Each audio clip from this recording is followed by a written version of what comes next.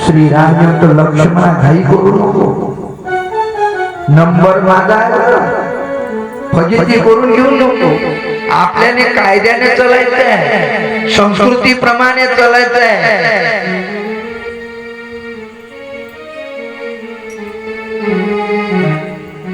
तेव्हा विश्वामित्रजीकडे जनक राजा गेले, हात जोडून उभे राहिले आणि म्हणाले, महाराज मला असं वाटतं की माझी मुलगी सीता कुमारिकाच राहील. कोण इच्छा पूर्ण करणार, कोण शिवधनुष्य भंग करणार? विश्वामित्रजी म्हणतो, जनका सर्व काही ठीक होणार आहे, तू तुझ्या सिंहासनावर जाऊन बस. जनक राजा सिंहासनावर येऊन बसले. पहा, मार्ग कोणी दाखवला? विश्वामित्रजी. म्हणून मार्ग दाखवणारे कोण असतात? साधू संत असतात. मार्ग दावणी गेले आधी दयानिधी संत संत मार्ग दाखवतात की या मार्गाने जा. विश्वामित्रजीने रामाकडे बघितलं, रामा तू जा आणि तो शिवधनुष्य भंग कर. श्रीरामाने काय केलं? खांद्यावरचा धनुष्य बाण बाजूला ठेवला. प्रथम आपल्या गुरुजीला प्रणाम केला आणि त्या धनुष्याच्या जवळ जाऊन उभे राहिले, हात जोडलेले. कारण धनुष्य कोणाचा होता?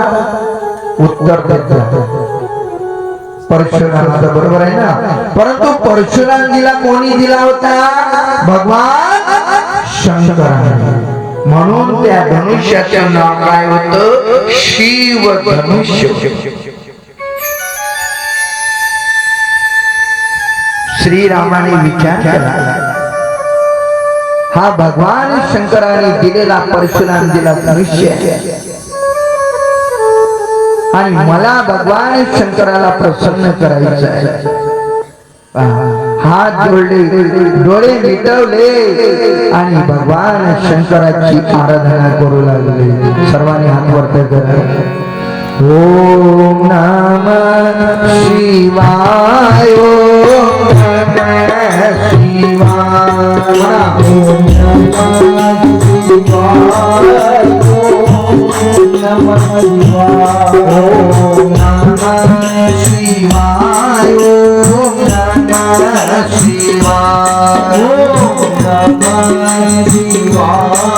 शिवाय, ओम नमः शिवाय, ओम नमः शिवाय,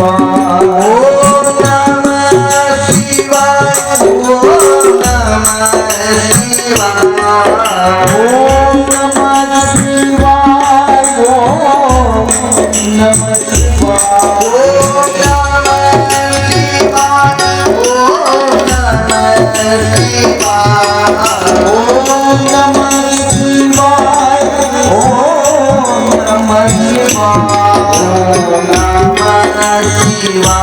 ओम नमः शिवाय, ओम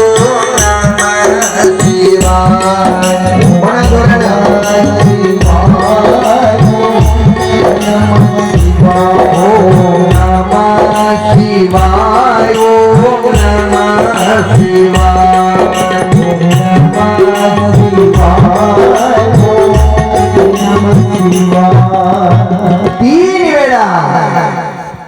श्रीरामाने त्या धनुष्याचं दर्शन घेतलं. किती वेळा? 3 वेळा.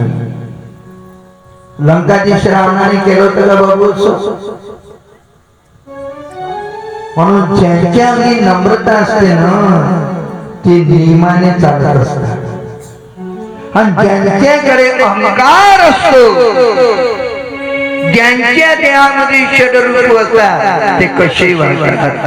हमसे बढ़कर कोई नहीं. आणि जसा श्रीरामाने त्या धनुष्याला स्पर्श केला, तो इतका हलका झाला होता, सहज तो उचलला गेला. लंकाधीश रावणाने बघितलं, लंकाधीश रावण उठून आले आणि रागारागाने निघून गेले. श्रीरामाने तो धनुष्य वधला आणि त्याला भंग केला.